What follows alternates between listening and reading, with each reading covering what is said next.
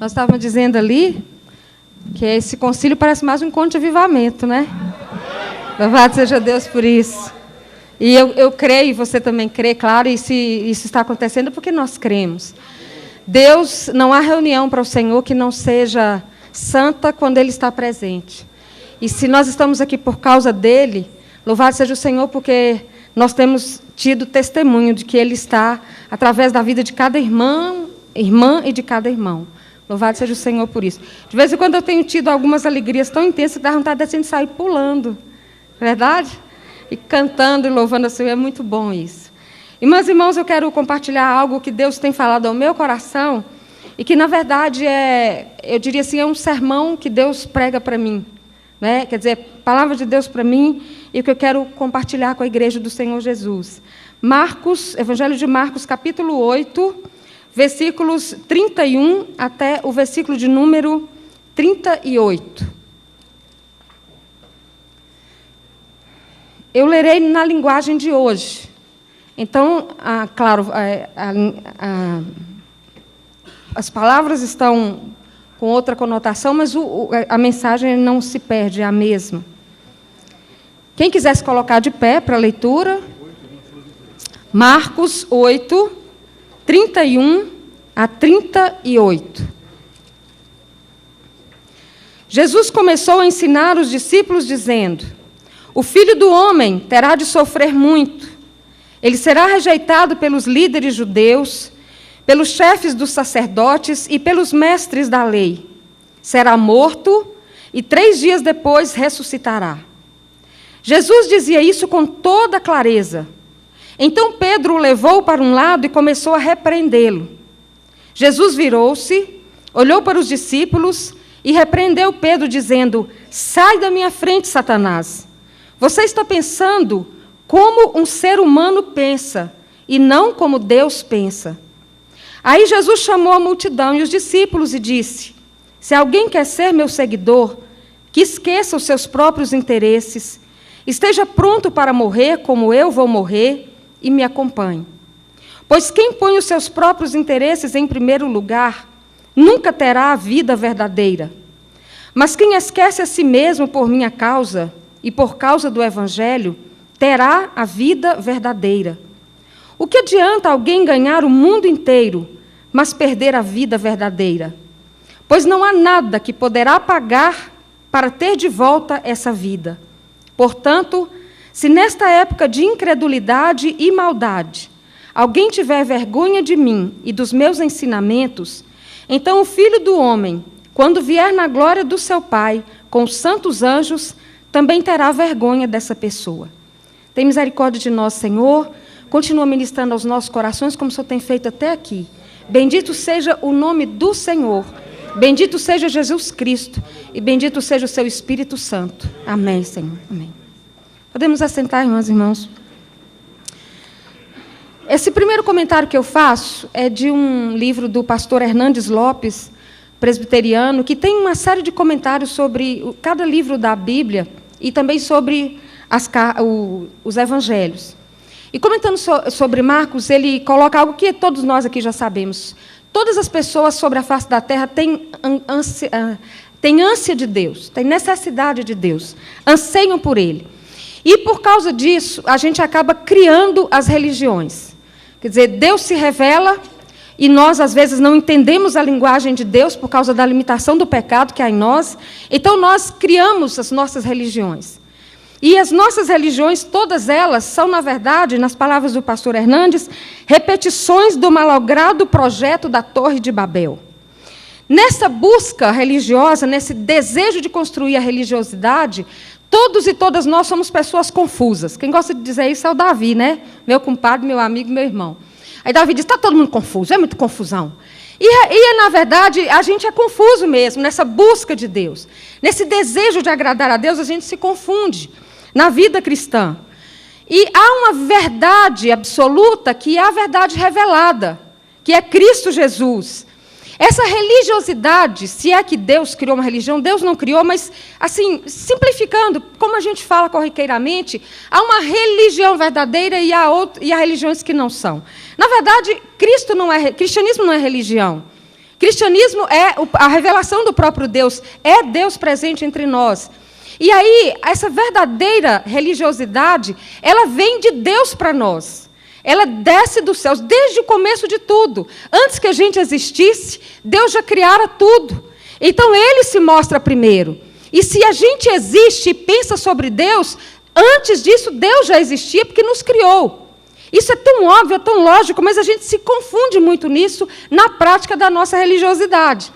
Então, a religiosidade cristã, ou a fé cristã, ela é teocêntrica. Deus é o centro. Mas na nossa confusa, os caminhos da terra é que chegam aos céus.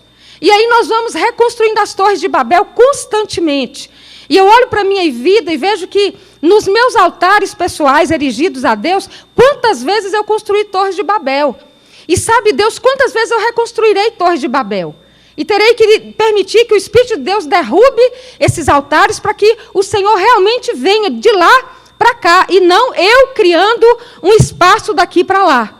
Não é? Mas apenas que eu entenda e receba. Portanto, a nossa religião ela é humanista, ela é centrada na gente. No que eu consigo, no que eu dou conta, no que eu posso, no que eu não posso, no que eu consigo, no que eu não consigo, a ponto da gente até fazer separação entre quem é santo e quem não é. Porque nós criamos os nossos parâmetros de santidade, de cristianismo, de gente crente, de gente incrédula, de gente do fogo e de gente da água gelada. Então, a gente cria esses conceitos, né, a partir da nossa religiosidade, a partir daquilo que eu sou, que eu sinto, que eu penso. Na fé cristã, a salvação é pela graça. E nós pregamos isso o tempo todo, mas, via de regra, eu tenho a tendência a viver a salvação pelas obras. Então, a gente observa muito o que é visível. E não é à toa que muitas irmãs e irmãos na nossa igreja não querem fazer parte do ministério de ornamentação, do ministério de visitação, porque não aparece. O bom é fazer parte, com todo respeito, né, ao ministério de louvor, porque aparece, quer queira, quer não, a da pregação da palavra, ou a da liturgia, porque todo mundo vê. E aquilo que não é visível fica desprezado, mas é decorrência da nosso próprio critério de que quem muito faz visivelmente é que é uma pessoa abençoada e santa. Na fé cristã, Deus se revela, e na nossa fé, a Torre de Babel se manifesta. O ser humano idolatra a si mesmo nessa fé. Na fé em Cristo, a adoração é a Deus. E no nosso culto, a adoração é a nós mesmos e a nós mesmos. Tanta verdade que a gente fica bicudinha e bicudinho se no culto não fomos apresentados, se no culto ninguém falou o nome da gente. Eu estou dizendo assim, eu sou bispa, estou bispa, né, sou pastora, mas se a gente está num lugar que tem todo o colégio episcopal e ninguém fala de um que fique de fora ou uma, a gente fica bicudinho. A tendência é essa. Né? Quer dizer, me deixou de lado, me rejeitou, me desprezou. Isso é parte da nossa natureza humana. Então, a gente tem essa tendência de querer estar no centro. Diferente do cristianismo, a pessoa está a serviço de Deus. Na nossa religião, inclusive metodista, Deus tem que estar ao nosso serviço. Deus tem que fazer aquilo que nós entendemos que é o certo. Cristo orou que a vontade de Deus fosse feita no céu, como é, e na terra. Nós oramos diferente, que a vontade nossa seja feita aqui na terra, aqui e agora. Porque se Deus é Deus, fará a nossa vontade. Nós, às vezes, não pregamos isso, mas vivemos isso. Tanto que quando as coisas não saem como nós queremos, nós tendemos a nos abater tão completamente, deixando de crer nisso. Se nós cremos, a hora de crer é exatamente quando acontece o que eu não queria, o que eu não pretendia. Na nossa religiosidade, meus irmãos, o que importa é sentir. Se eu fui ao culto e não senti nada, o problema não é a falta de um violinista como o Euclides, né? Kiko Fagundes, eu custei decorar esse nome. Eu conhecia como Kiko Fagundes, né? Já mudou de nome. Então, Euclides, Kiko Fagundes, o que falta, às vezes, é um violinista como ele, ou um ministério de louvor como esse. Mas se não há isso e eu não sinto alguma coisa, então Deus não está presente. Como se Deus dependesse do sentimento e não da profissão de fé de que Ele é, Ele está e ponto final. Então nós vivemos muito pelo sentimento. É uma religiosidade sensorial e não racional. Então quem mais consegue promover emoções, mais tem o poder instituído da parte de Deus. É a nossa visão. E muitas vezes as emoções estão no centro do culto e não o Senhor nosso Deus. Eu sou da antiga, eu sou do culto, né, das músicas que a gente cantou hoje aqui, de vencedores, né, dos hinos. Eu fui criada assim, não havia teclado, bateria naquele tempo, quando eu era criança, que eu fui para a igreja. O que havia era o órgão. E aquele de pedal, né, aquele harmônio, que tem gente aqui que nem sabe o que é isso mais. Né? Então, eu sou do tempo do harmônio. E eu fui criada, a minha fé se baseou no harmônio e nos hinos. Então, para mim, cantar um hino mexe profundamente com a minha espiritualidade. E continua mexendo. Então, meus irmãos, nesse sentido, a gente fica avaliando hoje, não tem como não comparar, que nós sentimos falta, às vezes, de uma profissão de fé e até mesmo da simbologia do altar. Eu tenho dificuldade com a falta da simbologia do altar. Não é briga com isso ou com aquilo, mas assim, o altar da igreja tem que me lembrar que Deus é o centro. Então, quando às vezes eu chego numa igreja, até hoje eu estranho, que eu não consigo ver, porque é tanto instrumento, tanta coisa, que eu não consigo, eu me perco com tanta coisa assim. E o simbolismo do altar, da palavra, o centro é a palavra, né? O púlpito é do lado, porque eu não sou o centro, o centro é a mesa da comunhão de Cristo que se deu por nós. Tudo isso tem muita simbologia ainda para a gente, que foi criado nesse ensino constante da palavra, de Deus ser o centro do culto, e nada mais é o centro. Todo o restante se agrega. E aqui, meus irmãos, eu vejo que essa centralização de Deus, na verdade, não é que eu vejo, a palavra nos ensina, é a cruz de Cristo. E eu vejo que a cruz, lendo a palavra de Deus, a cruz não está presente só no Novo Testamento. A cruz está presente desde o Antigo Testamento. Algumas pessoas dizem, eu tenho um marido que é uma cruz. Ou então alguém diz, eu tenho um filho viciado em droga que é uma cruz. Eu tenho um pastor ou uma pastora que é uma cruz na minha vida. Né? Ou eu tenho uma ovelha que é uma cruz. Eu sinto dizer que essa cruz é problema humano que a gente resolve aqui nessa esfera. Mas a cruz de Cristo não tem nada a ver com essa cruz. Isso aí são problemas humanos, naturais, que vão nos ocorrer sempre. Mas o que Jesus está dizendo aqui é de uma centralidade de Deus e da vontade dele a tal ponto que eu tenho que renunciar a muito do que eu sou, do que eu quero, do que eu serei, para que eu possa caminhar junto com ele. A cruz de Cristo é a simbologia da entronização de Deus. Deus é o Senhor. A vontade dele é que importa. O querer dele é que importa. E isso, irmãs e irmãos, para nós é um constante exercício de abnegação. De entender primeiro aquilo que o bispo Raul disse aqui para nós. A visão de Deus é a missão. E a missão da igreja, a missão da igreja é a minha missão. E, meus irmãos, entender hoje a vontade de Deus, é preciso, para que isso aconteça, precisa lutar contra a corrente.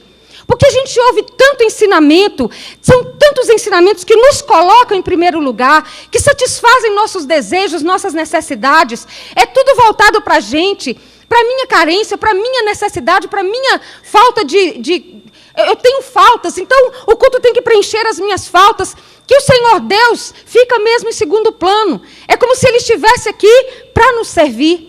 E lendo o Antigo Testamento, eu quero chamar a atenção de um texto. Eu poderia usar qualquer texto da palavra de Deus, mas eu quero usar um texto de Ezequiel, capítulo 36, porque resume claramente isso que a palavra de Deus nos ensina. Deus fala para o povo assim, no versículo, Ezequiel 36, 17 e diante, não precisa abrir a Bíblia. No versículo 17, Deus diz, os israelitas pecaram muito, trouxeram todo tipo de pecado para mim. Com esse pecado, eles contaminaram a terra. Destruíram a natureza está chorando, as árvores estão sendo destruídas, constroem-se coisas e destrói-se aquilo que não pode ser construído pelo ser humano.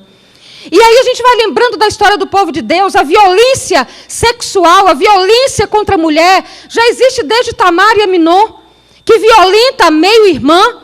O pai se omite, como muitos e muitas de nós hoje se omite diante dessas questões, e por causa disso gera uma crise familiar tão grande na família de Davi, o abuso de uma meio-irmã leva o outro irmão a matar aquele, a se voltar contra o pai, a criar um exército autônomo de revolta contra o pai.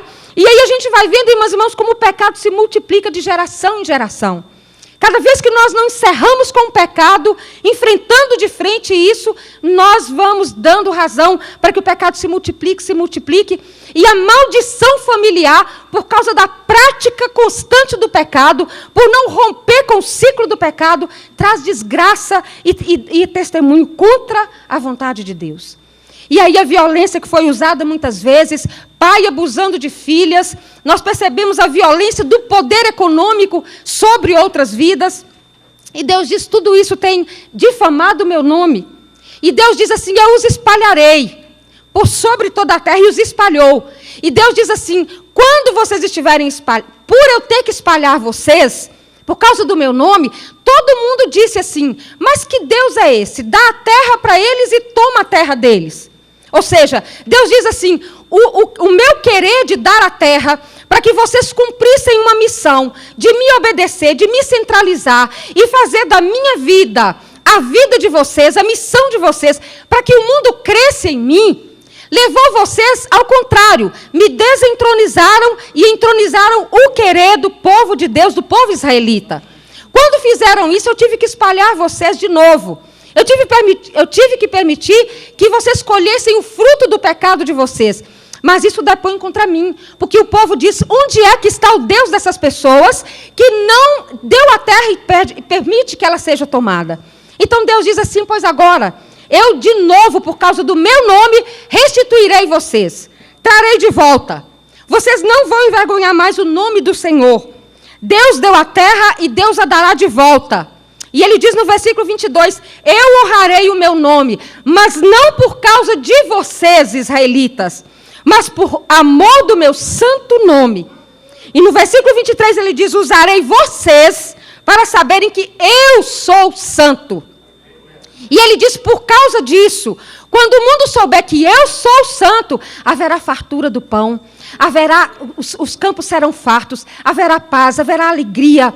Deus diz assim, coisas maravilhosas que você pode ler lá. Mas, irmãs e irmãos, é muito claro aqui, Deus fará por causa dele. A missão é de Deus, a visão é de Deus. E o propósito não somos nós, mas o querer de Deus. E o querer de Deus é restauração, é comunhão com Ele, é vida de obediência a Ele, é altar do Senhor, irmãs e irmãos, é honrar o nome de Deus, não com bens que nós recebamos, mas com atitudes que deixem claro que nós trazemos dentro de nós uma luz cuja essência é o Senhor.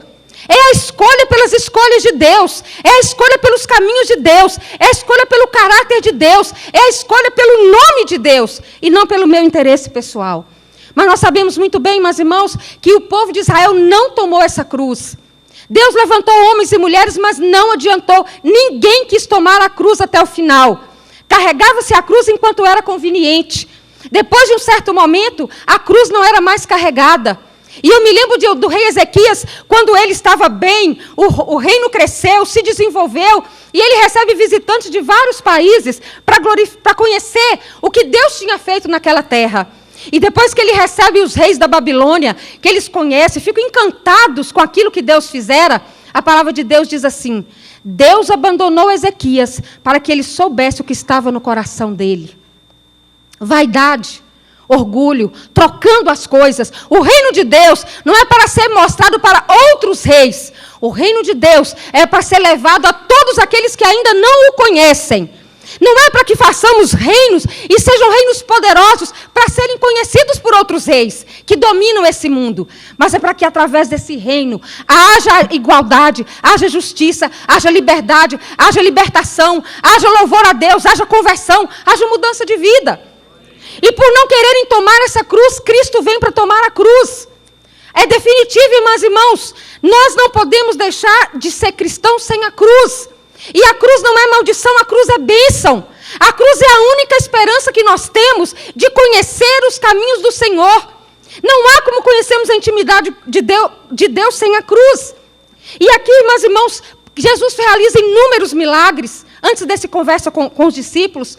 E num dado momento, aquele tititi, né? Nossa, Jesus curou o cego. Nossa, Jesus curou o surdo-mudo. Nossa, Jesus multiplicou os pães. E a gente sabe como é que é isso, né? Puxa, já ouviu falar de fulano? Olha lá, aconteceu isso, curou. E houve isso, e houve aquilo. E aí a nossa comunicação de corredor, como diz o bispo Adriel, se espalha rapidamente. Todo mundo fica sabendo, né? Nossa, aconteceu isso, aquilo, outro. Aí Jesus, naquele falatório todo, Jesus chega para os discípulos e diz assim, o que eles dizem que eu sou? Aí Pedro logo responde, uns dizem que o senhor é Elias, outros dizem que o senhor é Moisés, outros dizem que o senhor é João. Aí Jesus diz, muito bem, eles dizem muita coisa sobre mim. Agora eu quero saber de vocês que comem comigo, que dormem comigo, que me veem sem escovar dente. Não sei nem se tinha escova de dente, mas tinha algum recurso. Vocês que me veem sair do banho, ou chegar da cidade sujo, imundo, empoeirado, né? E que entro na casa dos meus amigos. Vocês que estão comigo no bom e no ruim. Vocês que estão comigo quando eu tenho diarreia, preciso correr ao banheiro. Vocês que estão comigo quando eu estou comendo da fartura, mas também quando eu estou sem nada. Vocês que me conhecem de comigo andar de dentro de casa, não é? Da intimidade da família. Quem vocês dizem que eu sou?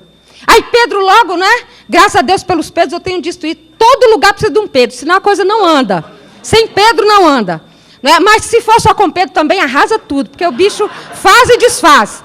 Então tem que ter Pedro na frente e João atrás consertando as coisas, né? E aí, meus irmãos, Pedro logo, né? Senhor, tu és o Cristo. E em Mateus diz assim, tu és o Cristo, filho do Deus vivo. Oh, glória a Deus. Que confissão de fé maravilhosa. Pois é, meus irmãos. Mas imediatamente Jesus diz para Pedro assim, pois é, Pedro, eu vou sair, eu vou para Jerusalém, ali eles vão me apanhar, vão me açoitar, vão me julgar, vão ter testemunhas falsas, eu vou ser, olha Pedro, a coisa vai ficar ruim. Pedro chama Jesus de lado. Pedro é aquele da decisão. Tem que ser logo, é ontem, para ontem. Não é? Pedro chama Jesus e diz, mas Senhor, que negócio é esse? O Senhor, todo mundo aqui bem, o povo se convertendo. Olha, a coisa está ficando boa. Só vem dizer de morte. Que negócio é esse? Olha, isso aqui não está nos planos de Deus, não. Isso não faz parte do plano de Deus. O reino tem que ser glorificado. E aí Jesus claramente diz para Pedro, sai de perto de mim, Satanás. Porque está escrito. Irmãos, essa palavra de Jesus, olha, Pedro não estava possesso, porque senão Jesus teria libertado Pedro. Pedro não estava oprimido, mas Pedro estava, sim, conduzido pelo diabo, por quê? Porque os pensamentos dele, humanos naquela hora, eram contrários aos pensamentos divinos. Então, há muito demônio entre nós, que não precisa nem ser dos anjos caídos. Esses estão e fazem e acontecem. Mas para mim o mais drástico e o mais disfarçado é esse. Da minha natureza humana que quero o que Deus não quer. E que em nome do querer meu, ou do querer que me satisfaça, que me traga um reino, que eu possa mostrar o reino para todos os reis da Babilônia, como Ezequias, eu venda o querer de Deus a troco de uma glória que não nos pertence aqui na terra. E, meus irmãos, isso é sedutor. Isso é sedutor mesmo. Eu vou dizer para vocês uma coisa que é pecado entre nós. Nós temos que reconhecer carisma pastoral, de liderança leiga e do colégio episcopal. Quer a gente entenda ou não, nós temos a convicção que Deus tem nos escolhido. E nós fazemos isso como entendendo que é a escolha de Deus. Agora, irmãs e irmãos, querer que a gente não pegue fila, porque é bispo ou bispa, é pecado. E isso é tentação que a gente às vezes tem que dizer, sai de perto de mim, Satanás. Porque o próprio Pedro que está do nosso lado está nos seduzindo. Gente, nós não temos que ter desrespeito, mas nós temos que ter os pensamentos de Deus. Para qualquer pessoa, para qualquer situação, para qualquer limite, seja o que for. Nós não podemos agir como Pedro, que confessa e nega. Porque ao mesmo tempo que ele é arrojado na confissão, ele nega quando ele cede aos princípios desse mundo tenebroso que jaz no maligno. E aí Jesus está dizendo para ele, você pensa como humanos, Pedro. Por isso que você, nesse momento, você representa para mim Satanás. Você representa Satanás para mim. E lembra da transfiguração? Depois disso, Jesus vai para o Monte da Transfiguração. E ali, mais uma vez, irmãos, Pedro de novo nega. Jesus está na transfiguração, ele é transfigurado mesmo. Naquele momento, Pedro diz para Jesus, Senhor, vamos construir uma tenda para vocês três. Moisés, Elias e Jesus. Pedro acabara de dizer, tu és o Cristo. Mas na hora que a transfiguração acontece, Pedro se esquece de que Jesus é o centro e quer construir uma tenda igual para Elias, para Moisés e para Jesus. Irmãs e irmãos, aí está a negação da cruz. Quando eu quero construir na igreja, quando eu quero construir na minha casa, quando eu quero construir no meu reinado que Deus me deu, não é? Quando eu quero construir ali uma tenda, entendendo que Jesus, eu e meus aliados ou aliadas somos iguais e merecemos 3 tendas. É verdade. E é aquela lixa de prego. Irmãs e irmãos, é um desafio muito grande para a minha vida e para a sua vida. O poder seduz, o poder é bom. O poder tem tantas vantagens, muitas vantagens. Até da gente ser conhecido, né? Nunca fui tão fotografada quanto depois que eu fui eleita episcopisa. Não fiquei mais bonita, não fiz cirurgia plástica, não fiquei mais nova, mas eu sou fotografada. Claro que é a bispa que é fotografada, lógico que é. E o dia que não for eu, será a próxima irmã. Vai ser fotografado de tudo que é jeito. Agora, nós não podemos perder, irmãs e irmãos, a verdade de que isto não é a realidade. Isso é apenas um instrumento. A razão é a missão. A missão é a única razão de ser da igreja. E eu tenho dito muito nas igrejas por onde passo, lá no Nordeste, estão aqui irmãs e irmãos da igreja que ouvem isso de mim. Irmãs e irmãos, como seria bom se os ministérios que tocam na igreja fossem tocar nos presídios? Como seria bom que o ministério de dança da igreja fosse dançar nas praças públicas? Como seria bom, irmãs e irmãos, se os ministérios de pregação da palavra fossem pregar em tantos lugares onde ninguém vai? Irmãs e irmãos, se isso não acontece, para que nos reunimos em igreja? Qual é a razão de ser do templo, irmãs e irmãos? A não ser aperfeiçoar os santos para servir ao Senhor. Essa troca de valores está tão grande que para nós a última razão é o templo. Eu tenho dito também no Nordeste, irmãs e irmãos, vamos ganhar o máximo que puder. Construir um templo o mais simples e bonito que puder. E com o que sobrar do dinheiro, investir em outros templos.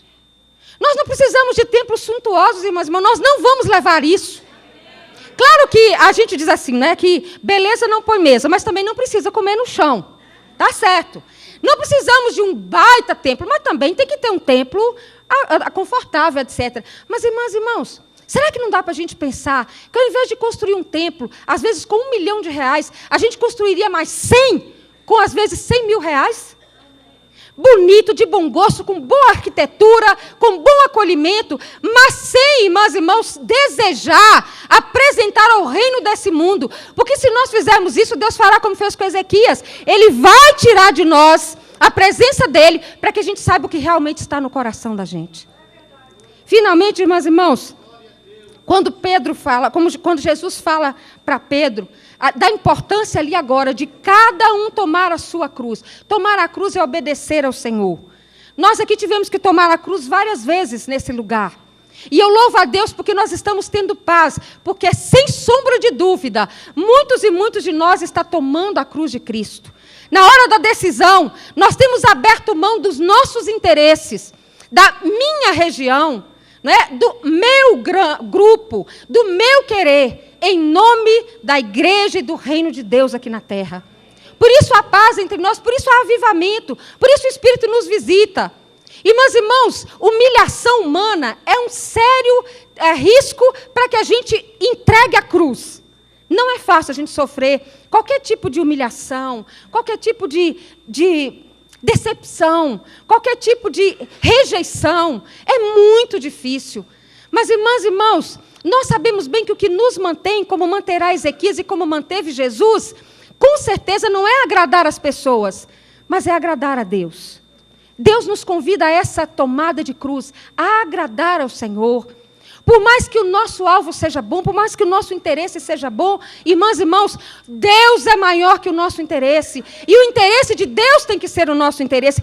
Quando isso acontece, quando a gente se submete, quando a gente, ao invés de brigar, não é, um com o outro, eu com você, mas brigamos por ideias e entendemos que a sua ideia é melhor que a minha, que a sua ideia é aquela que traz o coração de Deus para todos e todas, louvado seja o Senhor, mais vale obedecer a Deus do que as pessoas. Irmãs e irmãos, Deus nos chama cada dia a isso. Deus nos chama a viver a graça dele, confiar no Senhor. Aquele que levou Cristo para a cruz foi o mesmo que ressuscitou a Cristo. Aquele que permitiu que Cristo fosse julgado, preso e condenado, não permitiu que isso se desse para sempre, porque a ressurreição chegou. Às vezes, irmãs e irmãos, talvez estejamos vivendo aqui o dia da sexta-feira. Talvez o dia que você esteja vivendo seja o dia da morte, da dor, da perda. Talvez seja o dia em que a sua ideia não aconteceu. Mas, irmãs e irmãos, se nós entendermos que é preciso tomar esta cruz e caminhar em obediência a Deus, porque Ele é fiel, porque o dia não acabou e o domingo está chegando para a glória de Deus. Então, irmãs e irmãos, nada segurará o povo de Deus. Nada segurará. Porque quer nas provas, quer nas lutas, a igreja sempre caminhará dizendo, o Senhor é bom, o Senhor está entre nós, louvado seja o nome do Senhor. E eu quero encerrar aqui, irmãs e irmãos, lendo algo que tem me chamado a atenção nessa mesma direção. Há um movimento hoje muito forte tentando voltar com o judaísmo para as nossas igrejas. Isso me preocupa muito. Uma teologia bíblica correta, mas veterotestamentária.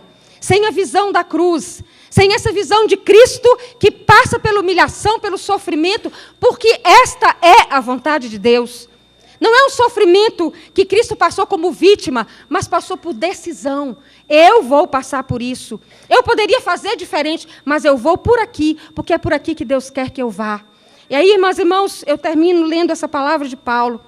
Estou muito admirado com vocês, pois estão abandonando tão depressa aquele que os chamou por meio da graça de Cristo e estão aceitando outro evangelho. Na verdade, não existe outro evangelho. Porém, eu falo assim porque há muitas pessoas que estão perturbando vocês, querendo mudar o evangelho de Cristo. Mas se alguém, mesmo que sejamos nós, ou um anjo do céu, anunciar a vocês um evangelho diferente daquele que temos anunciado, que seja amaldiçoado.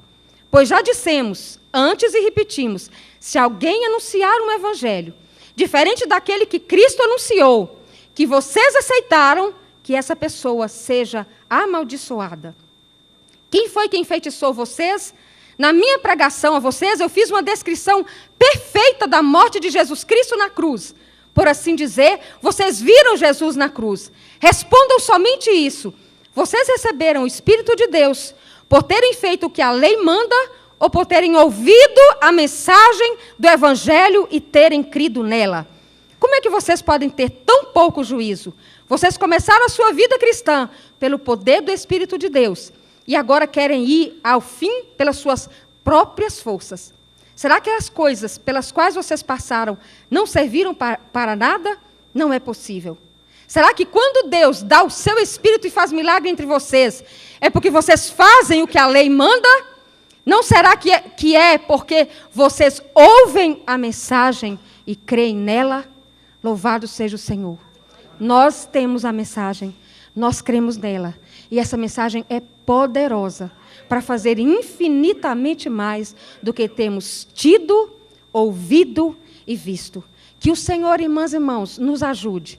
Eu peço a você, não seja Pedro na minha vida. Não me livre de Jerusalém. Me ajude a caminhar com Jerusalém em obediência. Haja pelo poder do Espírito Santo e não pelas conveniências humanas, em nome de Jesus, para que o nome do Senhor seja glorificado.